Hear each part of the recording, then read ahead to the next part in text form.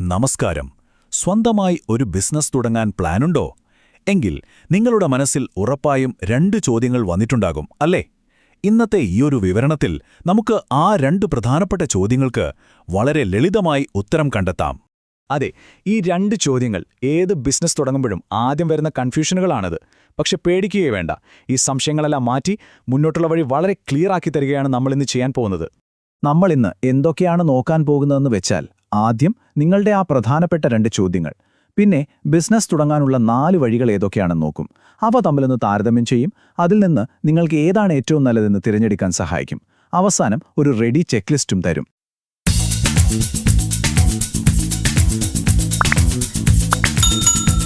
ശരി, അപ്പോൾ നമുക്ക് തുടങ്ങാം. ഇന്ത്യയിലൊരു ബിസിനസ് തുടങ്ങുമ്പോൾ നിയമപരമായി നമുക്ക് മുന്നിലുള്ളത് പ്രധാനമായും 4 വഴികളാണ്. ഈ 4 ഓപ്ഷനുകളാണ് നമുക്ക് മുന്നിലുള്ളത്. 1, നിങ്ങൾ ഒറ്റയ്ക്കാണ് തുടങ്ങുന്നതെങ്കിൽ സോൾ പ്രൊപ്രൈറ്റർഷിപ്പ്. 2, ഒന്നിൽ കൂടുതൽ ആൾക്കാരുണ്ടെങ്കിൽ പാർട്ട്ണർഷിപ്പ്. പിന്നെ കുറച്ചുകൂടി നിയമപരമായ സുരക്ഷയൊക്കെ വേണമെന്നുണ്ടെങ്കിൽ LLP, അല്ലെങ്കിൽ വലിയ പ്ലാനുകളും ഫണ്ടിംഗ് ആവശ്യങ്ങളും ഒക്കെ ഉണ്ടെങ്കിൽ പ്രൈവറ്റ് ലിമിറ്റഡ് കമ്പനി. ഇതിലേതാണ് നിങ്ങൾക്ക് ചേർന്നത് എന്നത് നിങ്ങളുടെ റിസ്ക് എടുക്കാനുള്ള താൽപ്പര്യം, പണം കണ്ടെത്താനുള്ള വഴികൾ, ഇതിനെയൊക്കെ ആശ്രയിച്ചിരിക്കും. നമുക്ക് ഓരോന്നായിട്ട് വിശദമായിട്ട് നോക്കാം. ഇനി ഈ ഓരോ വഴിയും തമ്മിലുള്ള പ്രധാന വ്യത്യാസങ്ങൾ എന്തൊക്കെയാണെന്ന് നമുക്കൊന്ന് നോക്കാം. ഇത് മനസ്സിലാക്കിയാൽ തന്നെ നിങ്ങളുടെ പകുതി ജോലി കഴിഞ്ഞു. ശരിയായ തീരുമാനമെടുക്കാൻ ഈ താരതമ്യം നിങ്ങളെ ഒരുപാട് സഹായിക്കും. ഒരു ബിസിനസ് ഘടന തിരഞ്ഞെടുക്കുമ്പോൾ നിങ്ങൾ ആദ്യം ശ്രദ്ധിക്കേണ്ട വാക്ക് ഇതാണ്: ബാധ്യത അല്ലെങ്കിൽ ലയബിലിറ്റി. പ്രൊപ്രൈറ്റർഷിപ്പിലും പാർട്ട്ണർഷിപ്പിലും ബിസിനസ്സും നിങ്ങളും നിയമപരമായി ഒന്നാണ്. അതായത് ബിസിനസ്സിനൊരു കടം വന്നാൽ അത് വീട്ടാൻ നിങ്ങളുടെ സ്വന്തം ആസ്തികൾ, ചിലപ്പോൾ വീടോ കാറോ വരെ എടുക്കേണ്ടി വന്നേക്കാം. എന്നാൽ LLPയിലും പ്രൈവറ്റ് ലിമിറ്റഡ് കമ്പനിയിലും അങ്ങനെയല്ല. നിങ്ങൾക്കും ബിസിനസ്സിനുമിടയിൽ ഒരു നിയമപരമായ കവചമുണ്ട്. ബിസിനസ്സിന്റെ കടം നിങ്ങളുടെ വ്യക്തിപരമായ സമ്പാദ്യങ്ങളെ ബാധിക്കില്ല. ഇത് വളരെ നിർണായകമായ ഒരു വ്യത്യാസമാണ്. ഈ ടേബിൾ ഒറ്റ നോട്ടത്തിൽ തന്നെ കാര്യങ്ങൾ ക്ലിയറാക്കും. നോക്കൂ, പ്രൊപ്രൈറ്റർഷിപ്പും പാർട്ട്ണർഷിപ്പും പെട്ടെന്ന് തുടങ്ങാം. ചെലവും കുറവാണ്. നിയമപരമായ നൂലാമാലകളും കുറവ്. പക്ഷേ LLPയ്ക്കും കമ്പനിക്കും അതിൻ്റേതായൊരു നിയമപരമായ വ്യക്തിത്വമുണ്ട്. അതായത് അവയ്ക്ക് സ്വന്തം പേരിൽ ലോൺ എടുക്കാനും വസ്തുവകകൾ വാങ്ങാനുമൊക്കെ സാധിക്കും. പക്ഷേ ഓർക്കുക, കൂടുതൽ സുരക്ഷയും ഘടനയും വരുമ്പോൾ സ്വാഭാവികമായും ചെലവും നിയമപരമായ കടമകളും കൂടും. ഇനി പണം കണ്ടെത്തുന്ന കാര്യം.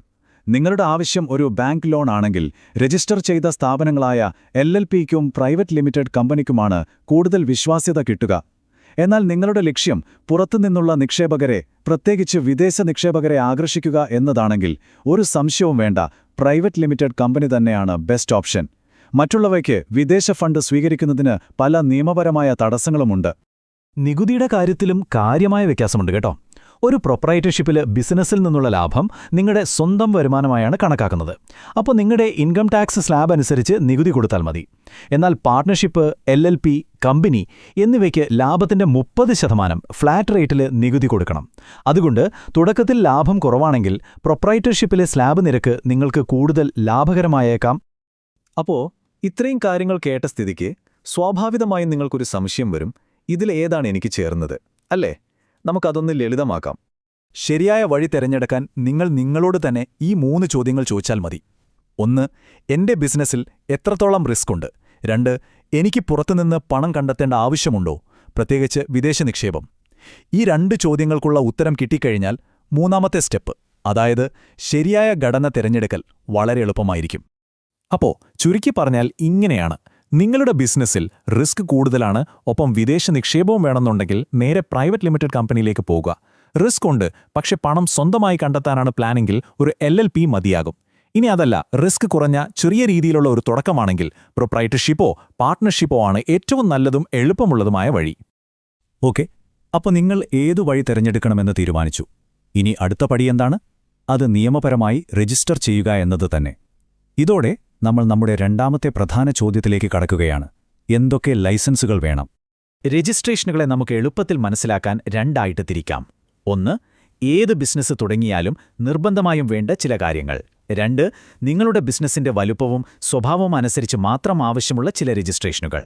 ഇതൊരു സ്റ്റാർട്ടർ കിറ്റ് പോലെയാണ്. ഇത് 3ഉമില്ലാതെ തുടങ്ങാൻ സാധിക്കില്ല. ആദ്യം നിങ്ങളുടെ ബിസിനസ് എവിടെയാണോ അവിടത്തെ പഞ്ചായത്തിൽ നിന്നോ മുനിസിപ്പാലിറ്റിയിൽ നിന്നോ ഉള്ള ട്രേഡ് ലൈസൻസ്. രണ്ടാമതായി ലേബർ ഓഫീസിൽ നിന്നുള്ള ഷോപ്സ് ആൻഡ് എസ്റ്റാബ്ലിഷ്മെന്റ് ലൈസൻസ്. പിന്നെ എല്ലാ സാമ്പത്തിക ഇടപാടുകൾക്കും വേണ്ട പാൻ കാർഡ്. പ്രൊപ്രൈറ്റർഷിപ്പ് ആണെങ്കിൽ നിങ്ങളുടെ സ്വന്തം പാൻ മതി. മറ്റുള്ളവർക്ക് സ്ഥാപനത്തിന്റെ പേരിൽ തന്നെ പുതിയൊരെണ്ണം എടുക്കണം. ഇനി നിങ്ങളുടെ ബിസിനസ് വളരുന്നതിനനുസരിച്ച് മാത്രം വേണ്ടിവരുന്ന ചില രജിസ്ട്രേഷനുകൾ നോക്കാം. നിങ്ങളുടെ വാർഷിക കച്ചവടം ഒരു നിശ്ചിത പരിധി കഴിഞ്ഞാൽ GST രജിസ്ട്രേഷൻ നിർബന്ധമാണ്. നിങ്ങളുടെ കീഴിൽ 10ൽ കൂടുതൽ ജോലിക്കാർ വന്നാൽ അവർക്ക് വേണ്ടി ESI രജിസ്ട്രേഷനും എടുക്കണം. ജീവനക്കാരുടെ എണ്ണം 20 കഴിഞ്ഞാൽ PF രജിസ്ട്രേഷനും നിർബന്ധമാകും. അതുപോലെ മറ്റുള്ളവർക്ക് പണം കൊടുക്കുമ്പോൾ നികുതി പിടിക്കേണ്ട സാഹചര്യം വന്നാൽ നിങ്ങൾ TAN രജിസ്ട്രേഷനും എടുക്കേണ്ടതുണ്ട്. ഈ ഉദ്യമം രജിസ്ട്രേഷൻ നിയമപരമായി നിർബന്ധമുള്ള ഒന്നല്ല. പക്ഷേ എന്റെ ഒരു ഉപദേശമാണ്, ഏത് ചെറിയ ബിസിനസ് തുടങ്ങുന്ന ആളും ഇത് തീർച്ചയായും ചെയ്തിരിക്കണം.